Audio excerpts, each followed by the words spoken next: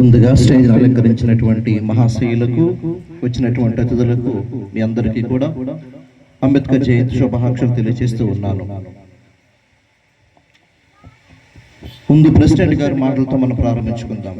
President గారు మంచి మాట చెప్పారు. అంబేద్కర్ యొక్క వాదం ఒక జాతికు, ఒక కులానికి, ఒక ప్రాంతానికి సంబంధించినది కాదు.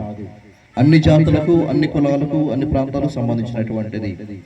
మరి ఈ రోజున అంబేద్కర్ గారు అనగానే ఎలా చూస్తుంది సమాజం అంటే, అంబేద్కర్ గారు ఒక సమాజానికి, ఒక వర్గానికి, వీళ్లకు మాత్రమే సంబంధించినటువంటి దేవుడిగా భావిస్తున్నారే తప్ప, అంబేద్కర్ గారు అనగానే కేవలం దళితులకు, అస్పృశ్యులకు, ఇలాంటి అంటరాని వారికి మాత్రం దేవుడిగా భావిస్తున్నారే కానీ అంబేద్కర్ గారు పట్ల కూడా ఈ రోజున వివక్షత అనేది చూపిస్తూ ఉన్నారు. అందుకే వేరు వేరు ప్రాంతాలలో కూడా చూసినప్పుడు అంబేద్కర్ బొమ్మ మీద చెప్పులు దండేయటం, విగ్రహాలు పగడగొట్టడం, ఇవన్నీ చేస్తూ ఉన్నారు. కారణం అంబేద్కర్ గారు ఇచ్చినటువంటి సమాన హక్కుల యొక్క విలువ అనేది, ప్రాతిపద్యం అనేది గుర్తించలేకపోవటమే. కాబట్టి ముందుగా ఈ రోజు మనం గుర్తుపెట్టుకోవాల్సింది, అంబేద్కర్ గారు ఇచ్చినటువంటి సమాన హక్కులు అనేటువంటివి అందరికి సంబంధించినటువంటివి. కనుక అంబేద్కర్ యొక్క వాదన అనేది ఒక ప్రాంతానికో, ఒక కులానికో చెందినటువంటిది కాదు. ఆయన కేవలం దళితుల కోసం మాత్రం పోరాటం చేయలేదు, అందరి కోసం పోరాటం చేశారు.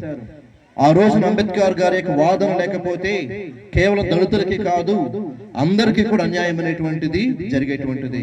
కాబట్టి అంబేద్కర్ గారు దేవుడు అంటే కేవలం దళితులకు మాత్రమే దేవుడు కాదు, ఆయన అందరికీ కూడా దేవుడు. ఇది మొదటి విషయము. రెండవదిగా, ఇందాక మన కొంతమంది పెద్దలు ఒక మాట ఉపయోగించారు, హరిజనవాడ అని చెప్పి. ఆ పదం అనేది పర్సనల్ గా కానీ, లేకపోతే చదువుకున్నటువంటి వారికి కానీ చాలా మందికి నచ్చదు. ఎందుకని అంటున్నాను అంటే, హరిజన గాంధీ గారు 1942 సంవత్సరంలో ఈ ముస్లిం లీగ్, ముస్లింస్ అందరూ కూడా కలిసి సపరేట్ ఎలక్టోరేట్ కావాలని అడిగినప్పుడు అంబేద్కర్ గారు కూడా వెళ్ళి ఏమన్నారు అంటే, మిగతా వారికి కూడా, దళితులకు కూడా సపరేట్ ఎలక్టోరేట్ కావాలని అడిగినప్పుడు గాంధీ గారు ఒప్పుకోలేదు. గాంధీ గారు ఏమన్నారు, దానికి వ్యతిరేకంగా ఆయన పోరాటం చేసినప్పుడు ఇంకా అంబేద్కర్ గారే ఒక అడుగు కిందకి దిగి ఆయనే గాంధీ గారితో ఏకీభవించడం జరిగింది. ఆ విధంగా సపరేట్ ఎలక్టరేట్ అనేది దళితులకు ఇవ్వకుండా జారిపోతూ ఉంది. ఆ సమయంలో ఎందుకు ఇలా చేశావని గాంధీ గారిని అడిగితే గాంధీ గారు ఒకే మాట అన్నారు, దళితులందరూ కూడా హరిజనులు అని చెప్పేసి. హరిజనులు అని ఎందుకు అన్నారు అంటే, ఆయన వాళ్ళందరూ కూడా దేవునికి చెందిన బిడ్డలు, దేవునికి చెందిన బిడ్డలు అన్నారు. కానీ ఏ దేవుడు అని పేరు చెప్పారా? రాముడి పేరు చెప్పారా? కృష్ణుడి పేరు చెప్పారా? బుద్ధుడి పేరు చెప్పారా? జీసస్ పేరు చెప్పారా? ఎవరి పేరు చెప్పలేదు. ఎందుకంటే ఎవరితో కూడా దళితులను ఆపాదించడం అనేది గాంధీ గారికి ఇష్టం లేదు. కాబట్టి అందుకే పర్సనల్ గా కానీ ఎవరు కూడా హరిజనవాడ అని పిలిపించుకోవటము మనకు తగదు, హరిజనవాడ అని మీరు కూడా పిలిపించుకోవద్దు. కాబట్టి హరిజనవాడ అనేటువంటిది ఇంకా ఆ రోజు నుంచి ఈ రోజు వరకు ఇక్కడ ఉన్నటువంటి అస్పృశ్యత, అసమానత్వానికి ఇంకా అది గుర్తుగా ఉంది. ఆ పేరును దయచేసి నిర్మూలిద్దాం. ఇంకా ఆ పేరును దయచేసి ఇంకా ఎవరు కూడా వాడద్దు. కావాలంటే అంబేద్కర్ నగరం పిలవచ్చు, కావాలని దళిత వాడని పిలవండి, అంతే తప్ప హరిజన వాడ అని మాత్రం ఎక్కడ కూడా పిలిపించుకోవద్దు. ఇది రెండో విషయం. తర్వాత మూడో విషయము, మన మాస్టర్ గారు చాలా విషయాలు చెప్పారు ఇందాక. ఈ మూడో విషయం మాస్టర్ గారిని అడుగుతున్నాను. మాస్టర్ గారు, ఇప్పటి వరకు కూడా రాజ్యాంగం వచ్చే 70 సంవత్సరాల పైన అయ్యింది. కానీ 70 సంవత్సరాలలో ముఖ్యమైనటువంటి పోస్టుల్లో కానీ, చీఫ్ సెక్రటరీ కానీ, తర్వాత ముఖ్యమైనటువంటి నిర్ణయాధికారాలు కానీ, పాలనాధికారం కానీ దళితులకు ఎక్కడ ఇవ్వబడిందా అంటే ఎక్కడ కూడా ఇవ్వబడలేదు. కాబట్టి మీరు మాస్టర్ గా చేయవలసింది ఏంటంటే, ఎడ్యుకేట్ చేయండి, జనాలకు చెప్పండి. దళితులు అనగానే కేవలం ఎస్సీ వర్గం చెందినటువంటి వారు కాదు.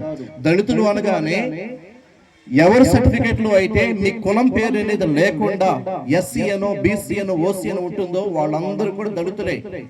కానీ మిగతా వాళ్ళు ఉన్నారు చూసారా, మీ కులం పేరు స్పష్టంగా ఎక్కడైతే ఉంటుందో వారందరూ కూడా ఒకే వర్గం చెందినటువంటి వారు. కాబట్టి మనమందరం కూడా పాలిత వర్గంలోకి ఉండాలి. దానికి కారణం, దానికి మూలం ఏంటంటే చదువు. అందుకే మేడం గారు కూడా చాలా చక్కగా చెప్పారు, ముందు చదువుకోండి. చిన్నపిల్లలు ఈ రోజున పెద్దవాళ్ళు ఇంత బహిరంగంగా ఏర్పాట్లు చేస్తున్నారు అని అంటే కారణం, మా హక్కులు మాకు కావాలని చెప్తున్నారు. అలాగే చిన్నపిల్లలకి మీరు చదువుకోవాలి. మీరు చదువుకుంటేనే రేపటి రోజున మేము కూడా సమాన హక్కులతో మేము పోరాటగలం, మేము కూడా సమానంగా జీవించగలం అనేటువంటి ఆ మనస్తత్వాన్ని కలుగుతుంది. కాబట్టి మీరందరూ కూడా ఈ విచ్చలవిడితనాన్ని వదిలిపెట్టేసి అనవసరమైన పనులన్నీ కూడా ప్రక్కన పెట్టేసి చదువు అనేది చాలా ముఖ్యమైనటువంటిది. డబ్బు సంపాదించాలన్నా, రాజకీయ పరంగా ముందుకు వెళ్ళాలన్నా, ఏదైనా కావాలన్నా కానీ ముందు ఈ సమాజం చూసేది చదువు మాత్రమే చూస్తుంది. కాబట్టి ముందుగా చదువు అనేది చాలా ముఖ్యం. కాబట్టి ప్రత్యేకంగా ఈ మన అంబేద్కర్ యూత్ వారందరికీ కూడా అవకాశం ఇచ్చినటువంటి వారందరికీ కూడా ప్రత్యేకంగా నా హృదయపూర్వకమైనటువంటి ధన్యవాదాలు. Thank you very much sir. మంచి సబ్జెక్ట్ని మీరు తెలియచేశారు.